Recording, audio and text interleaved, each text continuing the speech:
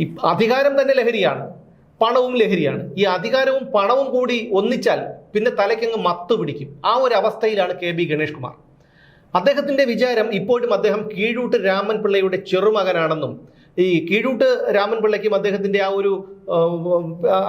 ഒരു അധികാരവും പ്രൗഢിയും പ്രമാണിത്വവും ഒക്കെ ഇപ്പോഴും ഉണ്ട് എന്നുള്ളതുമാണ്. ഇതേ KB ഗണേഷ് കുമാറാണ് പല കാര്യങ്ങളിലും സുരേഷ് ഗോപിയെ അധിക്ഷേപിച്ചിട്ടുള്ളത് എന്നുകൂടി ഓർക്കണം. കാൽപ്പണം ഒരാൾക്ക് ഈ KB ഗണേഷ് കുമാർ കൊടുത്തതായിട്ട് നമുക്കറിയില്ല. പിന്നീട് അദ്ദേഹത്തിന്റെ മറ്റു കാര്യങ്ങളൊക്കെ നമുക്ക് മാറ്റിവെക്കാം. പക്ഷേ ഇക്കാര്യത്തിൽ അദ്ദേഹം പലപ്പോഴും ഇന്നലെ ഈ ഒരു ഷോ കാണിച്ചതിന് ശേഷം ചില വിവരങ്ങൾ കൂടി പുറത്തു വന്നിട്ടുണ്ട്. ഇന്നലെ അദ്ദേഹം തടഞ്ഞിട്ട ബസ്സിന് പൊല്യൂഷൻ കാലാവധി കഴിഞ്ഞ ഒരു ബസ്സാണത്. അങ്ങനെ നിരവധി KSRTC ബസ്സുകളാണ് ഇൻഷുറൻസിന്റെ കാലാവധി കഴിഞ്ഞ പൊല്യൂഷൻ കാലാവധി കഴിഞ്ഞ ബസ്സുകളാണ് നിരത്തിൽ ഓടുന്നത്. ആർക്കെങ്കിലും അപകടം സംഭവിച്ചാൽ ഇൻഷുറൻസിന് എന്ത് ചെയ്യും? ഇതൊക്കെ ആരോട് പറയാനാണ്?